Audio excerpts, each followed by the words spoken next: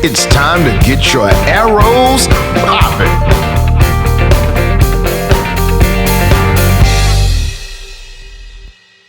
Ladies and gentlemen, this is Mr. Whitt with Fort Bend Tutoring, and today's tutorial is going to be about the Pythagorean Theorem. You, me, and a whole lot of right triangles. Let's get things started, guys. But first, please go ahead and click on the subscribe button. I would greatly appreciate that.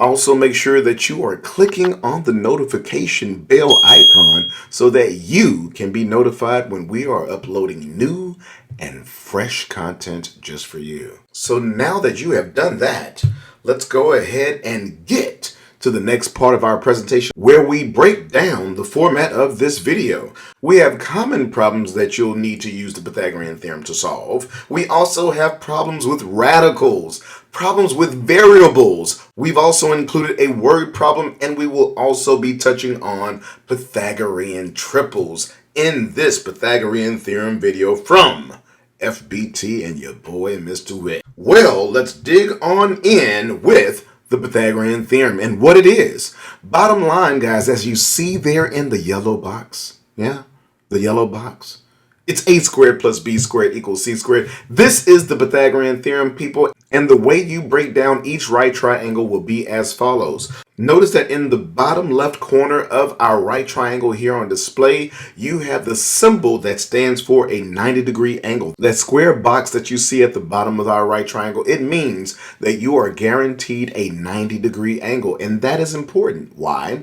Because the Pythagorean theorem is applied to right triangles. And what determines whether or not you're dealing with a right triangle is whether or not one of the angle measurements of that triangle is a 90-degree angle. That is how you know you're dealing with a right triangle and therefore able to utilize the Pythagorean theorem. Notice that the side opposite the 90-degree angle is the longest side of your right triangle. It is called the hypotenuse. That's that C value that we have indicated here in the diagram. Whereas the A and B values are interchangeable because those are the legs of the right triangle. And it doesn't really matter whether you call one leg A or the other leg B. It doesn't matter. It's okay. Just as long as you know that there are two legs and a hypotenuse. And once again, that hypotenuse is the longest side of the right triangle, which is always opposite the 90-degree angle. Amen, amen. In addition, in the red, guys, we have at the bottom of this page here, we are including different variations of the Pythagorean theorem so that you can make shortcuts to your answers when solving for any of the three sides of a right triangle. Whether you're solving for either one of the legs of the right triangle or you're solving for the hypotenuse, aka that C value of the equation, we have already gift wrapped all of the formulas that you need to solve your Pythagorean theorem problems. So with that known now, guys, let's go ahead and dig into problem number one. Here in problem number one, it says to find the hypotenuse of a right triangle with legs of 5 inches and 12 inches respectively. So far what we have is we have our right triangle, and we know this is a right triangle because they've already labeled this angle here to have 90 degrees, right?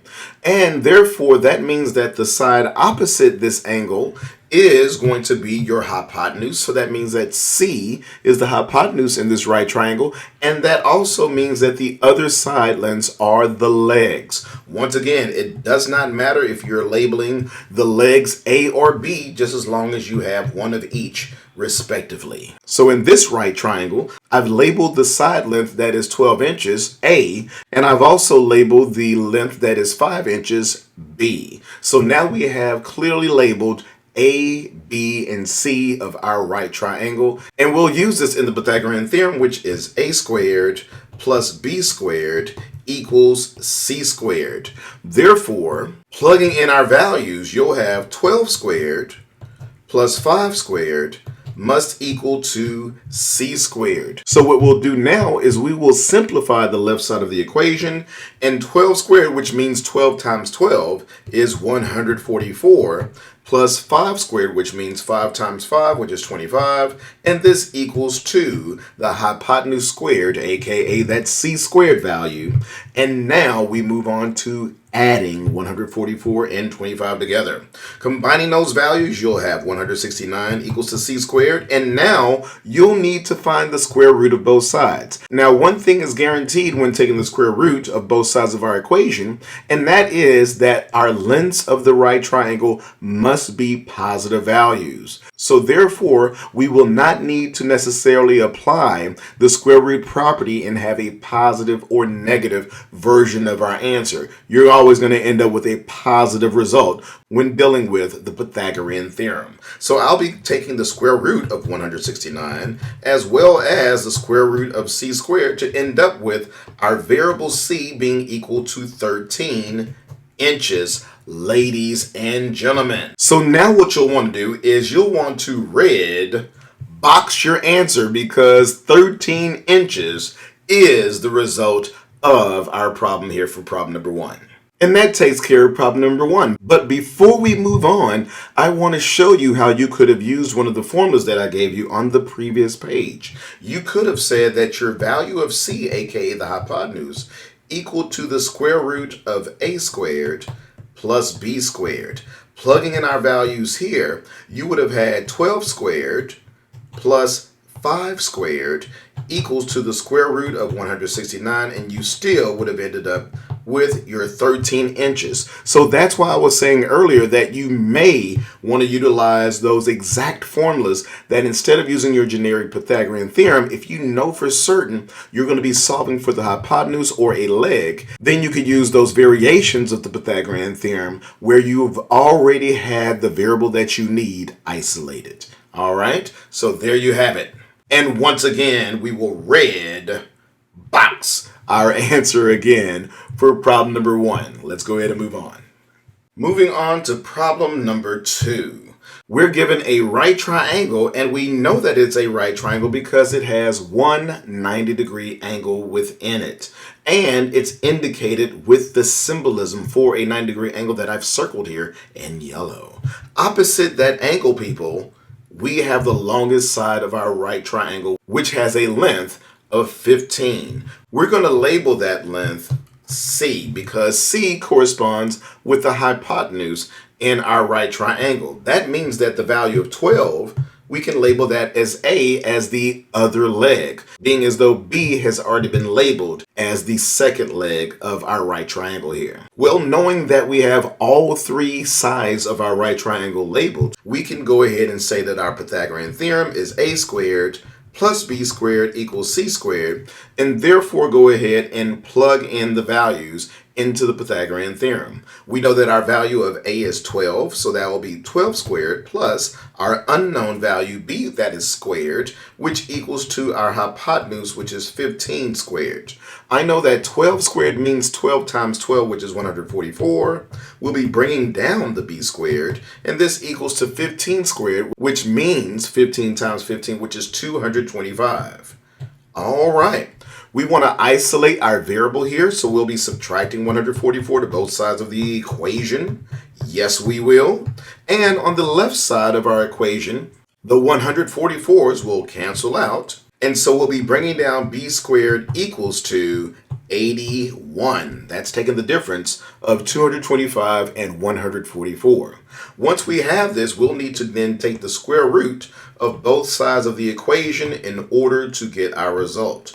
We once again want to keep in mind that you will not have to deal with any negative roots when solving for your variables when dealing with the lengths of a right triangle because they must be positive. Therefore, the result of b squared will not be the absolute value of b, but instead will just be b. Then, taking the square root, you won't have plus or minus 9. No, you won't. You'll just have 9. Because once again, your lengths of a right triangle will never be negative. Therefore, you can bypass that option when solving for your variables here. So since your variables will always be non-negative, that means that you'll end up with b being equal to positive 9 in this case. And this is the answer.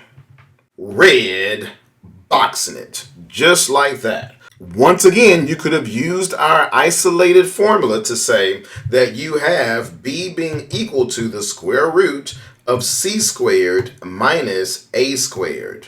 And then what you'll do is you'll plug in your values and you'll have the square root of 15 squared minus 12 squared, which gives you the square root of 225 minus 144. This then yields the square root of 81, which equals to 9. Once again, red box it, people. Just like that. All right. And so there you have it with problem number 2. Once again, I'm showing 2 different strategies here. You can always start with the Pythagorean theorem as I did at first, or you can dial it down to the exact leg that you need and use the formula b equals to the square root of c squared minus a squared to go ahead and get your answer of 9 once again. All right, so there you have it, guys. FBT is here to give you guys some options and also show you several strategies for solving these problems so that you can decide which method works best for you, right? All right, let's keep it moving.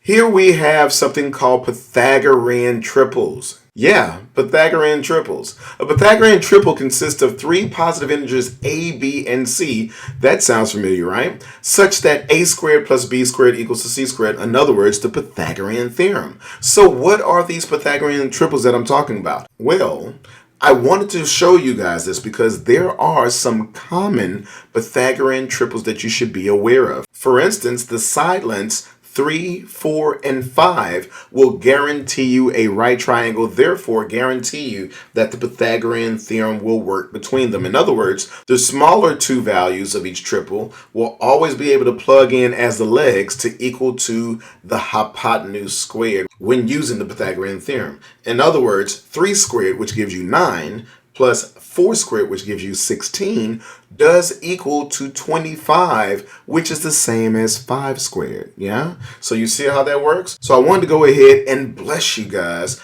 with a short list of some of the Pythagorean triples that you'll run across, and also know that there are infinitely many more Pythagorean triples. That's right. In fact, I've gone ahead and given you the ability to generate your own Pythagorean triples with this information right here. So in other words, if you choose your own m and n values that are positive integers where m is greater than n, these equations here will help you generate Pythagorean triples that you can use at will. There you go. And also I'm including a definition for primitive Pythagorean triples. And what are those? They are Pythagorean triples that will always have one even number. The value for c will always be odd. In other words, the hypotenuse length will always be odd. And many have 2 prime numbers included within the primitive Pythagorean triples. And you may be wondering, well, Mr. Whitt, what does all of this have to do with the Pythagorean theorem? I will say everything.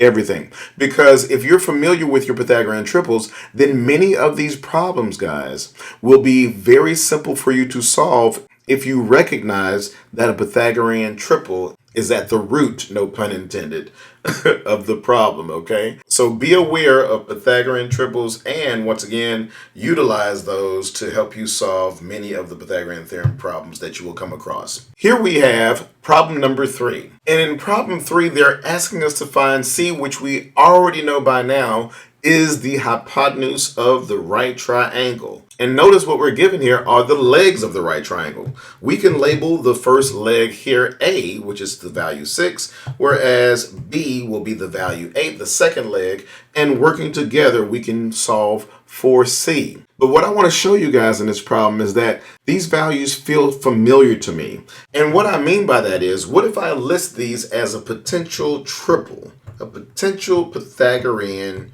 triple? What if I do that, right? And what I want to show with this is, what if I go ahead and divide each of these values by 2? See, they all have 2 in common, right? The 6 and 8 clearly have 2 in common. Well, what does that equal to? Doesn't that equal to 3 and 4? And didn't I just mention to you guys that a common Pythagorean triple is 3, 4, and 5? Exactly. 3, 4, and 5. So what I can show is if all they did was simply multiply by 2 in order to generate the 6 and the 8, well, that means that all we need to do to find our answer, right, our question mark here, is simply to multiply 5 times 2 to get 10. red box it.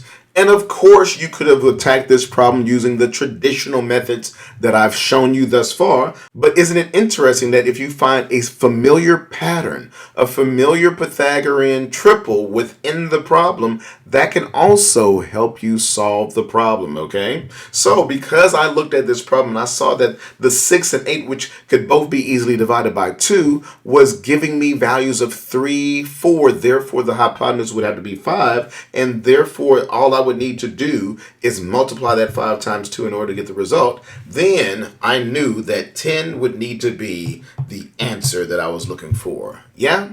And that works, guys, because 6 squared is 36, 8 squared is 64, and 36 plus 64 will give you 100. What does he mean, guys? Let's take a look at it. What if we take a look at this and say that since a squared plus b squared equals c squared, then obviously our 6 squared plus 8 squared must equal to 10 squared. And does it? Well, 6 squared is 36, 8 squared is 64, and 10 squared is 100. So this definitely checks out A-OK, guys. There you have it. So different approaches, different techniques, different things to look for that'll help you solve your Pythagorean theorem problems. And in this one, we use Pythagorean triples in order to make that happen. All right, let's keep it moving. So here, guys, I wanted to remind you that if you donate to Fort Bend Tutoring, that will help us generate and produce more free content for you and your viewing pleasure. That's right. So we love educating as many people as we can. However, we know that this takes your assistance to make this happen. So any donation that you're able to offer us, we will put that to good use to start generating more and more content to help you along your journey and your academic endeavors. The donation link, you'll find that in the description box and on our About page. It is a PayPal link that'll allow you to use your debit cards, credit cards, or you can use a personal check as well. All right, guys, let's keep it moving. We have problem number 4. And in problem number 4, guys, since we know that we're solving for C, it says to find C, we recognize that in this problem that C is the hypotenuse of our problem. What we'll do is we're going to dial into the formula that lets us solve for C directly. Remember that C is equal to the square root of a squared plus b squared. So perhaps we should begin by stating what is A and what is B. So let's not forget to label our right triangle. That's very important. You want to feed your brain with as much visual content as possible because that helps you to solve the problem. So the more information you're able to feed your brain, the easier the problem will be for you to solve it. All right. So ideally, you would begin by labeling the legs, identifying that C is the hypotenuse. And once again, it'll take you to C being equal to the square root of a squared plus b squared in the strategy that we're using here. So plug in your values. You'll have C being equal to the square root of 4 squared plus 5 squared. What does that then give you? You'll have the square root of 16 plus 25. And once simplified, your result here is going to be the square root of 41. Now, you are responsible for simplifying the radicals that you come across, especially when you're working with the Pythagorean theorem. However, 41 does not have any factors greater than 1 that we can use to simplify our result down to a more simplified format. All right. So without using a calculator, this is going to be your final result here. Let's go ahead and red box it. Here we have a nice red box for our result. Done and done. Let's move on to our next problem. Here we have problem number 5, guys. And in this problem, they want us to find the distance between the points 2, -6, as well as 5, 3. And we have those already plotted on our Cartesian plane here on our graph, noting that we have a point in the 4th quadrant and in the 1st quadrant, if you're keeping up, all right? So one way that we can go ahead and solve this problem using the Pythagorean theorem is to recognize that there exists a horizontal distance between these 2 points, as well as a vertical distance between these 2 points. And when you connect the points directly, you end up with a right triangle here. So when you're moving from 2 to 5 horizontally along the x-axis, there is a horizontal distance of 3 that you've traveled. As you move up from -6 all the way up to +3, there is a vertical distance of 9 that you have traveled. Yeah? And so now you end up with the 2 legs of a right triangle, knowing that you're solving for the distance between the points, which in this case would serve as your hypotenuse. So that being the case, let's go ahead and once again utilize this formula of c equals to the square root of a squared plus b squared. Once again, we're still using the Pythagorean theorem. We're just using a version of the Pythagorean theorem where we have already solved for c. This shortens the process of you solving for your side lengths because we have already isolated the value that you're looking for. Plugging in your values here, you'll have the square root of 3 squared plus 9 squared. Remember that your legs really don't matter which one is labeled A or B. So let's say that in this case, A was 3 and also that B was equal to 9. All right, so you guys watch me. I'm supposed to be labeling my right triangles before I dig into the formula, all right? So keep me honest here. So that means that I'm going to continue on, and I'll have the square root of 9 plus 81, which gives me a result of the square root of 90. But what did I just tell you guys in the previous problem? We are responsible for simplifying the square roots as much as possible. That means that I want to continue to break down this problem, and one thing that helps you to greatly break down a square root value, that is perfect squares. And if you need help with simplifying square roots, go ahead and make sure that you check out our video called Simplifying Square Roots, where I show you multiple examples of simplifying square roots and radicals, okay? So what I'm noticing here, what I've recognized here, is that within 90, the largest perfect square is the number 9. So I'm going to rewrite this as the square root of 9 times 10. Taking the square root of 9, you'll end up with 3 times the square root of 10, and this is your final answer. Red, box it. Just to keep a note, you could also solve this problem using the distance formula. So make sure you check out our video on finding the distance between 2 points. However, I also wanted to show that you can use the Pythagorean theorem to also solve for problems where they're asking you for the distance between points. All right, good to know, right? So that was problem number 5, and let's keep it moving. In problem number 6, they want us to find A. Once again, we know we're dealing with a right triangle due to the right angle that they have indicated. And because 10 is opposite that right angle, we know that 10 is the hypotenuse. So that leaves us with a leg called B, which will have a length of 5, and we're solving for A. Utilizing the formulas from the beginning of the video, I'm going to dial right into the leg A, which is going to be equal to the square root of C squared minus B squared. And then I will go about plugging in my values. I know that the C value is 10, so we have 10 squared minus our B value, which is 5 squared. And continuing to simplify, you'll have the square root of 100 minus 25, which gives you the square root of 75.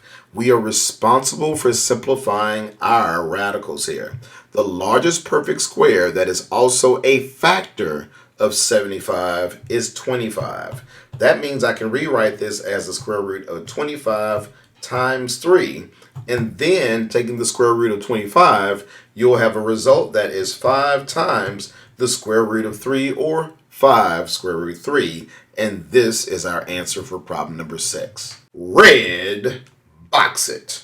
There you go. And once again, you can traditionally use your a squared plus b squared equals c squared. However, I'm here to try to show you an efficient method that'll help you on your quizzes and tests, and also give you the options to use different strategies within your class. All right, so that was problem number 6, people. Move on to the next problem, which is number 7. In number 7, they ask us to find the value of c. Once again, looking for that hypotenuse. But notice that in our right triangle here, we have some other type of indications with us. Well, we have some hash marks here on our legs of the right triangle. And those hash marks simply mean that both side lengths are the exact same length. Meaning that if you have a value of 3 here for A, that our leg B will also have a value of 3. So that's what the hash marks on your side lengths indicate. There is also an indication of an arc on your non-90 degree angles. And these angles simply mean that those two angles are also the exact same measurement. That means we are dealing with a 45, 90 degree triangle. That is something to keep in mind because this is a special right triangle that you will come into contact with quite often.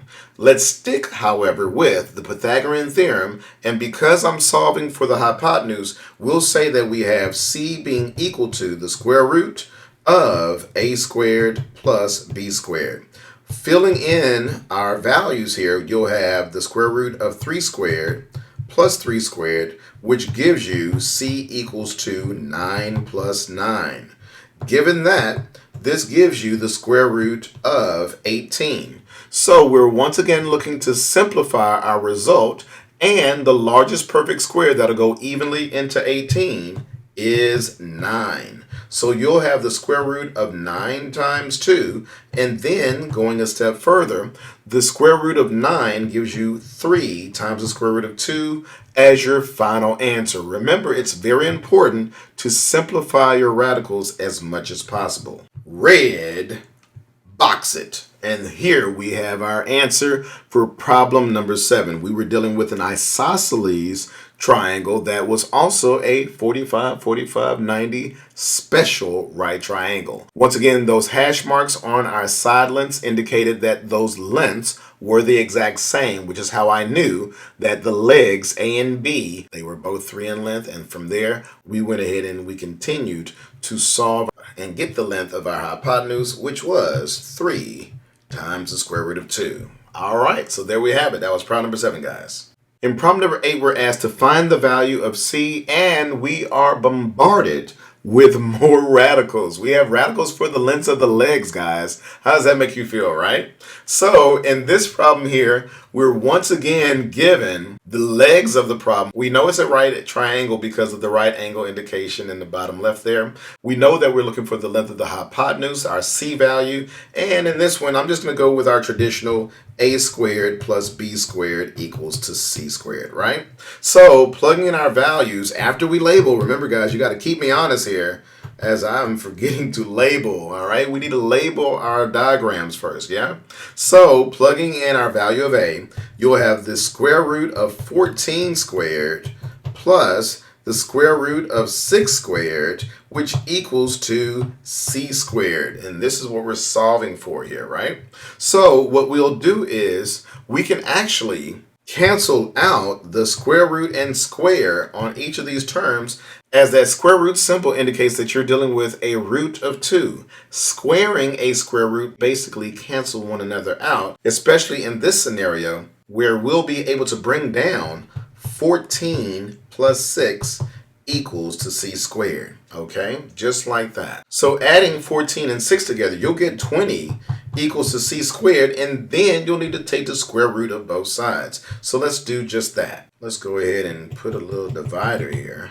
And so you'll have the square root of 20 equals to the square root of c squared. Remember, guys, that you won't end up with any negative results here. So your roots will be positive. But once again, knowing that your value of c is positive, you're also responsible for simplifying the square root.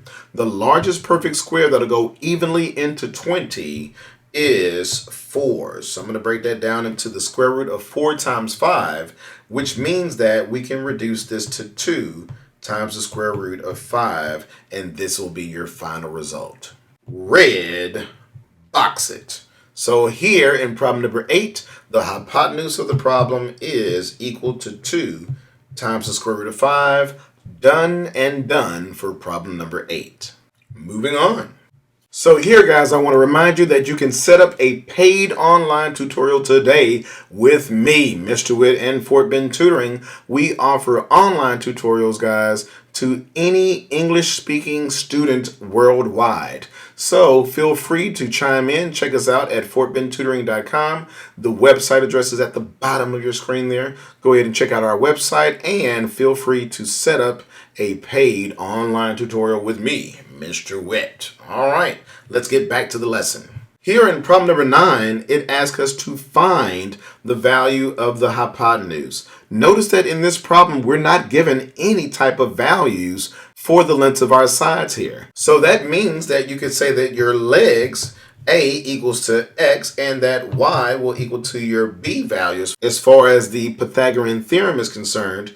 And since we are solving for the hypotenuse, we're looking to solve for C. So let's use that formula where we have C equals to the square root of A squared plus B squared, just dialing it right into what we need. If you plug in your results, knowing that these values for the side lengths must be positive, guys, and you won't have enough information to go any further, you'll just simply say that it's the square root of X squared plus Y squared, and that's it. There's nothing else you can do, nor do you have to do anything. Because with this particular problem, they just wanted you to substitute in the values and simplify as much as possible. We've done just that. So in that case, you're going to red box it. Just like that, guys. That's all you have to do in a problem like this. And in this case, once again, your length of the hypotenuse is the square root of X squared plus Y squared. Whatever they are. You got it? That's it. Let's move on. Here we have problem number 10, where they ask us not necessarily solve for one of the legs or the length of the hypotenuse. They want us to solve for X, people. Who's ever heard of that? Solving for X. Weird, right? Well, what we do know is that the length 9 minus X, oh, that has to be your C value, right? And as far as the legs go, once again, it doesn't matter whether you call these values of the legs A or B. Just make sure that you assign one to each. So we have gone ahead and labeled our right triangle. So this time, guys, I remembered to label first. Okay, so there you go. Now what we'll do is we're going to go ahead and use the Pythagorean theorem to solve for this. Remember, we're not actually here to solve for one of the lengths of the legs. They're not asking us to solve for the length of the hypotenuse. They want us to solve for X, right? However, because we know this is a right triangle and the three lengths of the right triangle must work in harmony to make the Pythagorean theorem a true statement, then we can start off with A squared plus B squared must be equal to C squared, right? And then using substitution, we know the value of A is 3x minus 8. Let's go ahead and square that. Plus our value of B is x minus 1. Let's go ahead and square that, which has the equal to our value of C, which is 9 minus x. Let's go ahead and square that, right? So now what we're going to do is we're going to expand these values, meaning that the 3x minus 8 squared means 3x minus 8 times 3x minus 8. And x minus 1 squared means x minus 1 times x minus 1. And 9 minus x squared means 9 minus x times 9 minus x. Yeah? There you go. So the next thing that we'll be doing, guys, is we're going to get our arrows popping. That's right, we're going to use the distributive property to multiply all of this madness out. That is exactly what we're going to do. See, I'm getting all of my arrows popping. That's right, guys. If you want to see more of my arrows popping, thank you, check out our video on the distributive property. You can see plenty of arrows popping. Thank you. Let's go ahead and multiply this out. You'll have 3x times 3x, which gives you 9x squared. Then 3x times negative 8 is negative 24x. Negative 8 times 3x is negative 24x. And negative 8 times negative 8 is positive 64. Multiplying in the second binomial group, you'll have x times x is x squared.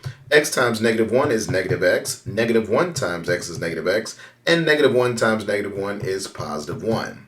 Continuing on the right side of our equation, you'll have 9 times 9 is 81. 9 times negative x is negative 9x. Negative x times 9 is negative 9x. And negative x times negative x is positive x squared. So that is everything multiplied out. Your next step is to combine like terms. So let's do just that. I'm going to start with the terms with the highest exponent on the left side of the equation. We have 9x squared plus 1x squared. Let's go ahead and combine those. You'll end up with 10x squared. If you combine all your x to the first power terms on the left side of the equation, you have negative 24, negative 1, and negative 1x, right? Combine all of those, you'll end up with negative 50x.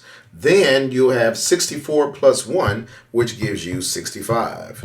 On the right side of your equation, you'll have 81 minus 18x plus x squared.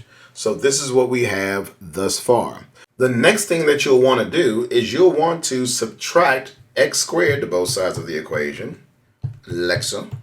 You'll also want to add 18x to both sides of the equation. You see what I'm doing, guys? I am setting the equation equal to 0. So finally, you will subtract 81 to both sides of the equation. So it's going to look just like so. So what happens here is that all of your terms on the right side of the equation are going to cancel out to 0. And on the left side, you'll be left with 9x squared minus 32x minus 16 equals 0. So what I like to do when I'm approached with a quadratic equation such as this, I prefer to factor it if possible. In other words, use the zero product property if I can. All right. Now you can always use the quadratic formula. You can even use complete the square if you wish. But my preference on solving a quadratic equation like this is to factor it if possible.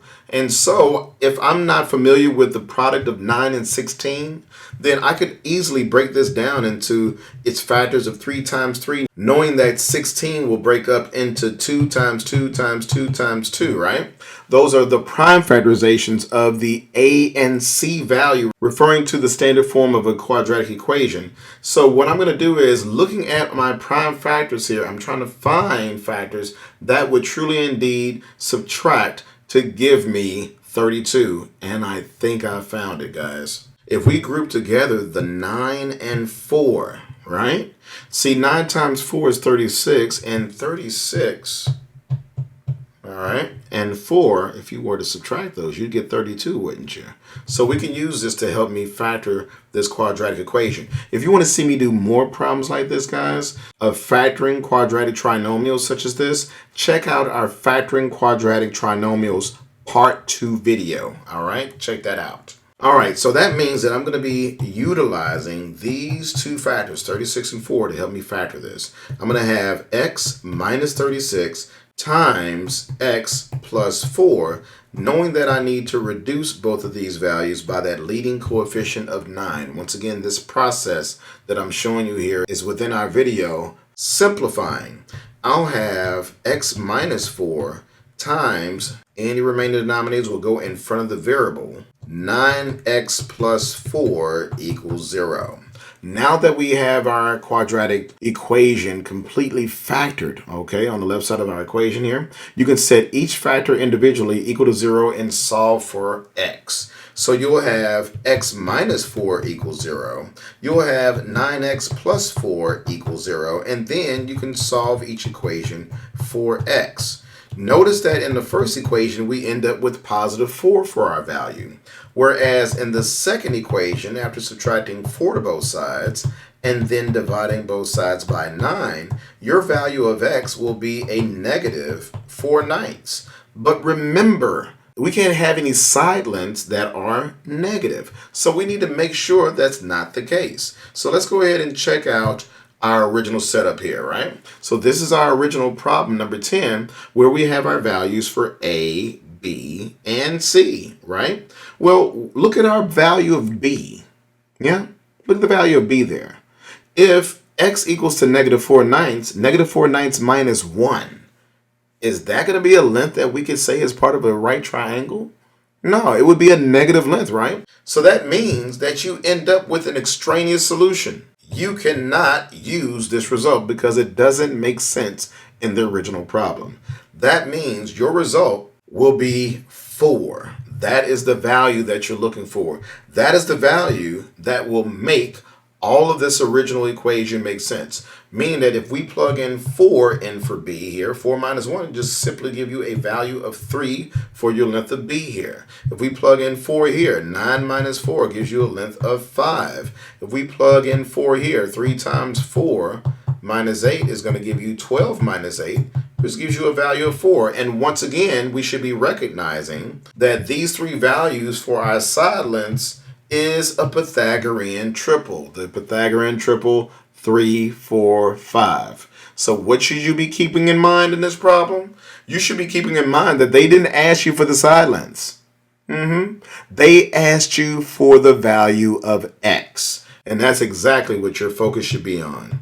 Your focus should be on the fact that x equals to 4. Red, box it. All right, people, that was problem number 10. Let's move on. I got more to share with you. Here's problem number 11, where we are asked to find the value of h. What we're seeing is a couple of right triangles within a larger right triangle. That's what we're looking at. And more specifically, we're looking at the altitude of the triangle, meaning the height of it. If you look at it from point D to point C, we're looking at the altitude, aka the height of our triangle here. All right. So this creates a situation when the altitude hits the hypotenuse of a right triangle. And that is, it creates proportional, similar right triangles. So what should we know about a similar right triangle? Well, what we can note is that if you have similar right triangles, that they have the exact same angles and that their side lengths are proportional. That's what you want to take out of this. Once again, that when you have similar right triangles, their angles are the same, but their side lengths are proportional. So that is important. If I take this first triangle to be a representation of triangle ABC here, right? And then if I take the second triangle to be a representation of triangle BDC, all right, like so, then what we can do is we could label this and therefore come up with an equation that can help solve for h. Let me show you what I mean. We know that the length of AC is 9. We also know that the length of BC is 12. And utilizing the Pythagorean Theorem, where we're solving for AB, we can say that the side C, aka the hypotenuse, would be the square root of A squared plus B squared. Solving for this is going to be the square root of 9 squared plus 12 squared to give you the square root of 81 plus 144, which gives you a result of the square root of 225. Well, this simplifies to give you a value of 15. So I now know that our side length AB has a length of 15, and that's after utilizing the Pythagorean Theorem and solving for the hypotenuse there of AB. Well, continuing to label, we know that CD is going to be the h value that we're solving for, and we know that BC is 12, right? Well, setting up a proportion then, we can say that 15 is to 9 as 12 is to h. Let's see what that looks like algebraically. I'll write it as 15 is to 9 as 12 is to h. And what I prefer to do in these situations, I prefer to simplify as much as possible first. Notice that 15 and 9 can be reduced by 3. So go ahead and divide the numerator and the denominator by 3 here, okay? You'll end up with 5/3 equals to 12 over h. Now that I've done that, I'm going to cross multiply or use the extremes means method in order to solve for h. So I'll be multiplying diagonally here, right? And we end up with 5h being equal to 36. Solving for h, you'll divide both sides by 5 and end up with a result of 36/5 units. This is going to be the length of h. Red, box it. Once again, the rule that we used earlier to identify that we were going to have similar right triangles is the altitude on hypotenuse theorem. That concludes problem number 11. Next up, we have a word problem, people. An outdoor ropes course includes a 25-foot cable that slopes downward from a height of 37 feet to a height of 30 feet. How far is it between the trees that the cable connects? So what did I tell you guys earlier? I was like, hey man, if you're gonna do this, okay, you want to have some diagrams here, man. You want to hook it up, okay? So go ahead and get those trees over there going, yeah? All right, so I got my trees here. And what I know is that we have an outdoor ropes course that includes a 25-foot cable that slopes downward from a height of 37 feet. Let's go say that's going to come down from here to here. All right, at 37 feet to 30 feet. All right, so then it says, how far is it between the trees that the cable connects? So what we can do with this information is we can create a right triangle right here, guys. You see it? Right here is going to be our right triangle. And what do we know about this information? We know that from here to here, we had 30 feet occur, right? And we know from here to here, it was 37 feet, right? Okay, well, that's some useful information because the difference between those heights is 7, right? So this length here has to be 7. That leg has to be 7 there because above where the cable connects to the tree at the top here, all the way down to where it connects on the second tree here, that height difference, that vertical difference must be 7 feet. We know that the length of the cable itself is 25, right? So it looks like we're left finding the distance on the bottom of our right triangle here to tell us how far is it between the trees that the cable connects, right? So that means that I can perhaps label this as A, where clearly C must be the 25, and we can say that B is our 7. So once again, we got 7 by taking the difference of the height of the cable on one tree to the height of the cable connected on the second tree. The difference between 37 and 30 is 7. So that's how we knew that that leg B was 7 feet in length. All right, because they just outright told us that the hypotenuse of the cable itself was 25 feet. And we're going to be looking for the distance between. That'll be our value of A. So let's go ahead and work this out, guys. Using our formula to solve for the leg A, we'll say that A must equal to C squared minus B squared. If you recall, the cable length is our hypotenuse, and that's 25, minus our leg that we're aware of, which is 7. So if you're going to square both of these values, you'll have 625 minus 49, which gives you a result of the square root of 576. Taking the square root of 576 gives you a result of 24. So this is the distance, this 24 feet, mind you, is the distance between the two trees. Red, box it, people. That's right. So let's go ahead and look back at our diagram here that I so lovingly created right before your eyes. We have our two trees. We know that the cable is 25 feet in length. We know that the difference in the height where they connect to the trees is 7 feet in length. And we were looking for the distance between the two trees, which we now know is 24 feet. That is what's up, guys. So we have solved a word problem that involves the Pythagorean theorem, guys. That is going to be our last problem of this video, guys. So once again, I want to remind you to subscribe to the YouTube channel, Fort Bend Tutoring. It has been a pleasure serving you today, guys. My name is Larry, Mr. Whittington. Make sure that you like the video and comment and give us some feedback on how we're doing. Peace. Thanks for watching. We appreciate you hanging out with Fort Bend Tutoring. Like the video, comment, and subscribe. Hit up our website, tutoringmath.net, and set up a private tutorial with me and FBT. Oh yeah, baby.